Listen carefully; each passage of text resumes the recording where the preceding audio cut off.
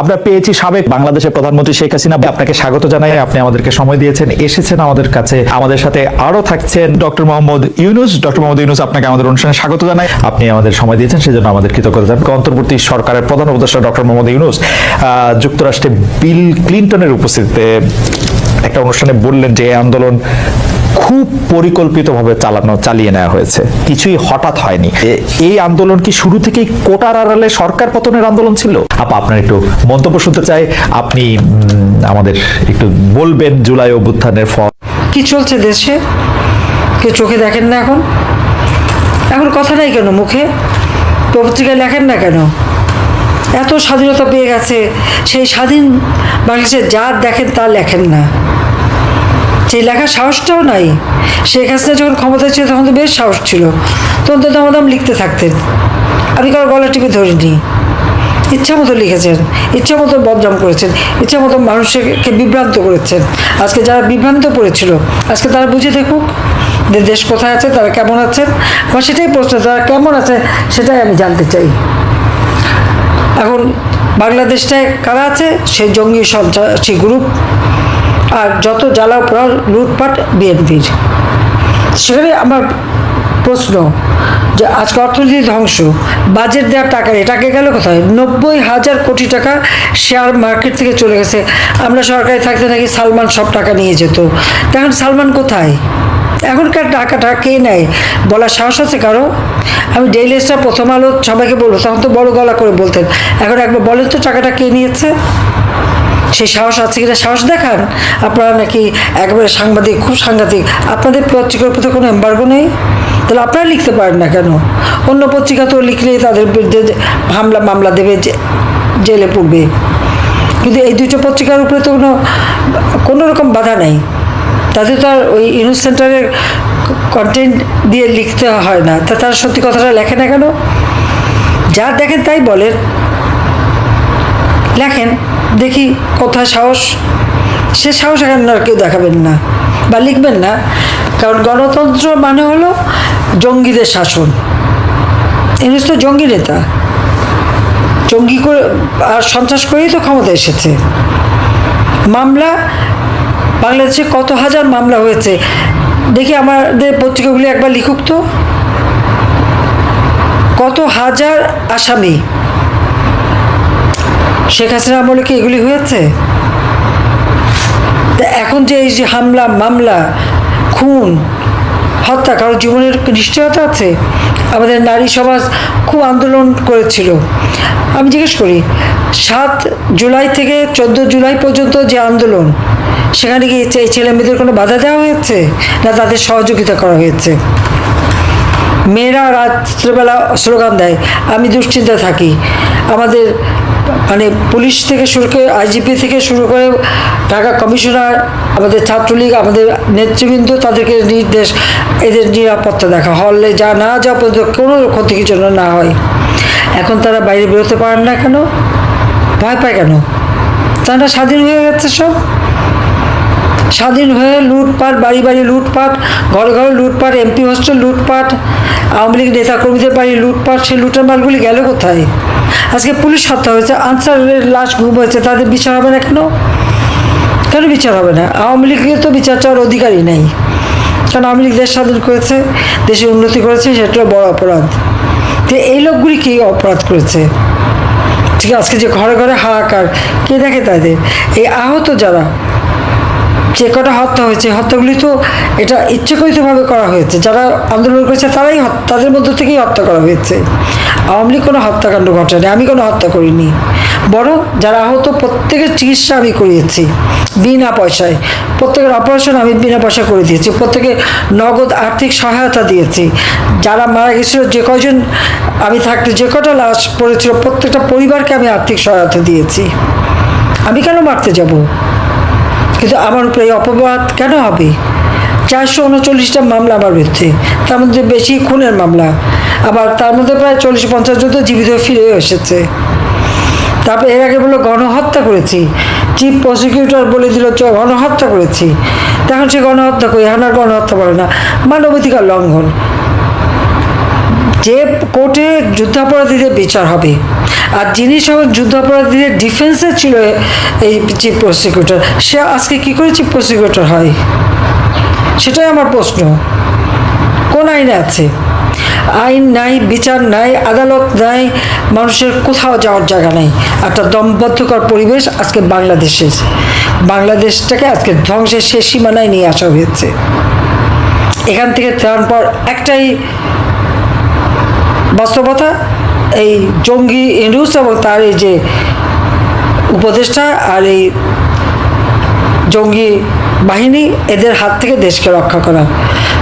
Doctor Yunus যাদেরকে নিয়ে সরকার গঠন করেছে, উনি নিজেও, তার যে লাল পাসপোর্ট করা হলো, কই তার আগের পাসপোর্টের তো কোনো নাম্বার দিয়ে সেখানে উল্লেখ করা হয়নি। তাহলে সে আসলে কোথাকার সিটিজেন, ফ্রান্সের না আমেরিকার? এই প্রশ্নের উত্তরটা দিক। এখন অবশ্য বাংলাদেশের লাল পাসপোর্ট নিল, খুব ভালো কথা। আবার ওনার নাম আপনারা দেখেছেন যে আমাদের সাবেক ভিসি কলিমুল্লাহ, তিনি বলেছেন উনি যখন প্রথম বিবাহ করেন আমেরিকার সিটিজেন, সেখানে নাকি খ্রিস্টান ধর্ম গ্রহণ করতে হয়েছিল। সেই খ্রিস্টান ধর্মের নামটা কি ছিল ওনার, সেটা একটু জানা দরকার। আচ্ছা, খ্রিস্টান ধর্ম গ্রহণ করে তিনি প্রথম স্ত্রী, যে মেয়ে এখন অপেরা সিঙ্গার, তো তারপরে কি উনি মুসলমান হয়েছিলেন? আমার কাছে এখন সেই প্রশ্ন। আমাদের যারা হুজুরা ইউনূসের সাথে যাচ্ছে, তাদেরকে আমি জিজ্ঞেস করি যে আপনারা একটু জিজ্ঞেস করেন না যে খ্রিস্টান ধর্ম গ্রহণ করে বিয়েটা করলেন, হ্যাঁ সে বিয়ে টেকে নেয়, বুঝলাম সেটা, তারপরে তো আবার দ্বিতীয় বিয়ে করছেন, খুব ভালো কথা, এটা করতেই পারেন, কিন্তু উনি কি এরপর আবার ইসলাম ধর্ম গ্রহণ করেছিলেন? আমি সে প্রশ্নটাও রেখে গেলাম। আজকে মিয়ানমার বর্ডারে আমাদের কোনো মানে সরকারের নাকি কোনো নিয়ন্ত্রণ নাই, সেখানে আজকে আরাকান আর্মির দখলে চলে গেছে পার্বত্য চট্টগ্রামের অংশ, কিন্তু কেন গেল তার উত্তর কিন্তু এই ডক্টর ইউনূসকে দিতে হবে। দেশ বিক্রি করা, আবার এখন আমাদের যে যারা পোর্ট বিক্রি করবে সবই শেষ করে দেবে। বাংলাদেশের মানুষের থাকবেটা কি? রক্ত দিয়ে স্বাধীনতা এনেছে, সেই রক্তের সাথে আজকে বেইমানি করা হচ্ছে। কাজে দেশবাসীকে আমি বলবো, সবাইকে এখন রুখে দাঁড়াতে হবে। এতদিনে নিশ্চয়ই আপনাদের আসল চেহারাটা সকলের উন্মুক্ত হয়েছে। এতদিন আমার সবাইকে মিথ্যা বলে যে অপবাদ দেওয়া হয়েছিল, এখন নিশ্চয়ই সেটা পরিষ্কার হয়েছে। কাজে এখন আসেন, সকলে ঐক্যবদ্ধ হন, ঐক্যবদ্ধ হয়ে এই দুঃশাসনের থেকে, ইউনূসের এই জঙ্গি শাসনের থেকে দেশকে আমরা মুক্ত করে মানুষের জীবনে শান্তি নিরাপত্তা নিশ্চিত করি, দেশকে আবার অর্থনৈতিকভাবে উন্নত করি। ইনশাআল্লাহ এটা আমরা পারবো, এই বিশ্বাস আমার আছে, কারণ জনগণই মূল শক্তি, আর যার সাথে জনগণ থাকে যে কোনো অসাধ্য সাধন করা যায়, যেটা আমরা করেছি। কাজে আমি সেই আহ্বান সবাইকে জানাচ্ছি, আর আমাদের যারা নেতা কর্মী আছেন সকলকে ঐক্যবদ্ধ থাকতে হবে, সব ভুলে ঐক্যবদ্ধ হয়ে এই জঙ্গির বিরুদ্ধে আন্দোলন করতে হবে, সংগ্রাম করতে হবে। যখন যেভাবে সংগ্রাম করা সেটাই করতে হবে, তার জন্য সকলে সদা প্রস্তুত থাকতে হবে। আজকে আমাদের মিছিল হওয়ার কথা, আমি জানি মিটিং করছি দেখে তারা করতে পারেননি, কিন্তু এই সংগ্রামের আমাদের ধারাবাহিকতা অব্যাহত রাখতে হবে যতক্ষণ পর্যন্ত না এই জঙ্গির পতন না ঘটে, আর এর হাত থেকে আমার দেশের গণতন্ত্র এবং মানুষের জানমাল নিরাপত্তা না দিতে পারি, ততক্ষণ আমাদের সংগ্রাম চলবে। সবাইকে ধন্যবাদ। অনেকে এই কথা বলে থাকেন প্রফেসর ইউনূস যে আপনি তো ইচ্ছা করলে এই পৃথিবীর যে কোনো দেশে সেটেল করতে পারতেন, পৃথিবীর যে কোনো দেশের হয়েই আপনার যে আইডিয়াগুলি সেগুলি আপনি ডিসেমিনেট করতে পারতেন, তারপরেও আপনি বাংলাদেশে থাকছেন, বাংলাদেশে থাকাটাকেই আপনি মানে আমি যদি বলি আপনার জন্য নির্ধারণ করছেন, সেটি কারণ আপনি চাইলেই সেটি সম্ভব, সেটি কি আপনার জন্য দিন দিন কঠিন হয়ে যাচ্ছে, বা আপনি এটি কেন করছেন? বা মানে অনেকে বলছেন যে আপনি আসলে, হ্যাঁ আপনার কাছে জানতে চাইছি যে আপনি তো আসলে দেশে থাকেন বিদেশে থাকেন, মানে আপনার ভৌগোলিক অবস্থানটা তো আসলে আপনার আইডিয়াগুলির জন্য খুব বড় বাধা না, মানে আপনাকে বাংলাদেশেই কেন থাকতে হবে, এটা অনেকে প্রশ্ন করেন যে মানে আপনি বাংলাদেশে থাকাটাকে কেন প্রেফার করেন? তুমি কি বলছো আমি দেশ থেকে চলে যাই? না, আমি বলছি আমি জানতে, বাংলাদেশের মানুষ তো এরকম ভাবে যে দেশ থেকে যে চলে যেতে পারে সে খুব চলে যায়। এমন কুসন্তান করলাম দেশের জন্য, এখন পরামর্শ যে আপনি দেশ ছেড়ে চলে যান, এই অবস্থা হলো আমার। মনে করি না আমার এই অবস্থা হয়ে গেছে যে আমি দেশেরই সন্তান, এই দেশেই থাকবো, দেশের জন্য যে কাজ করি সেটাই করব, এটা যতদিন আমি বেঁচে আছি সেটাই করে যাব। আমাকে বিভিন্ন দেশ থেকে আহ্বান জানাই, আমি তো কেন এখানে দেশে থাকছি না। আজকেও একটা নতুন দেশ থেকে আহ্বান পেলাম, বলে আমরা সব ব্যবস্থা করে দেবো। এটা আর একটা নতুন দেশ যোগ হলো আছি। কিন্তু আপনি বাংলাদেশেই থাকতে চান, এবং আমাদের কাছে যেটি মানে আমরা সাংবাদিক হিসেবে আপনাকে প্রশ্ন করতেই হয়, আপনি দেখেছেন যে আপনার প্রতিষ্ঠিত গ্রামীণ ব্যাংকের একটি সংবাদ সম্মেলন হয়েছে, সেই গ্রামীণ ব্যাংকের সংবাদ সম্মেলন থেকে আপনার বিরুদ্ধে যে অভিযোগ করা হয়েছে সেই অভিযোগ মানি লন্ডারিং এর। সেই অভিযোগের ক্ষেত্রে বলা হয়েছে যে আমি সবচেয়ে ডাকু বাংলাদেশে, সবচেয়ে বড় ডাকাত এদেশে, কাজে সেই হিসাবে সবাইকে জানান দেওয়া হচ্ছে, সেই হিসাবে আমি পরিচিত হয়েছে। আমি সবচেয়ে বড় ডাকাত, আমি সবচেয়ে সাংঘাতিক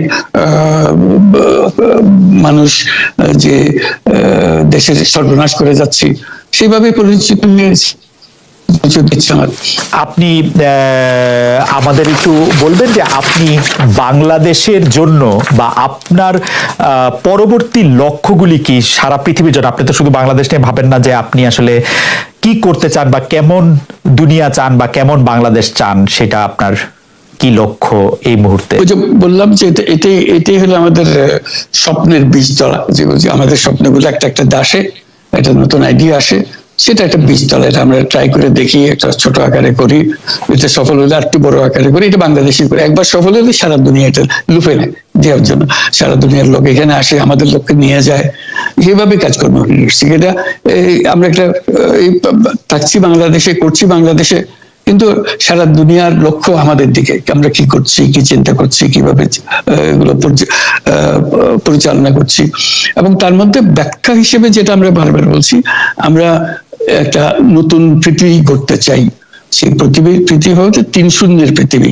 এটাও বহুবার বলা হয়েছে, তার উপরে বই লিখেছি 3 শূন্যের পৃথিবী কি হবে, যে 0 কার্বন এমিশন। যেহেতু পৃথিবী ধ্বংস হয়ে যাবে এই গ্লোবাল ওয়ার্মিং এর কারণে, একে রক্ষা করতে হলে আমাদের 0 কার্বন এমিশন অ্যাচিভ করতে হবে। কাজে এটা এমন বিশ্ব আমাদের গড়তে হবে যেটা 0 কার্বন এমিশনের বিশ্ব হবে। 0 ওয়েলথ কনসেন্ট্রেশন।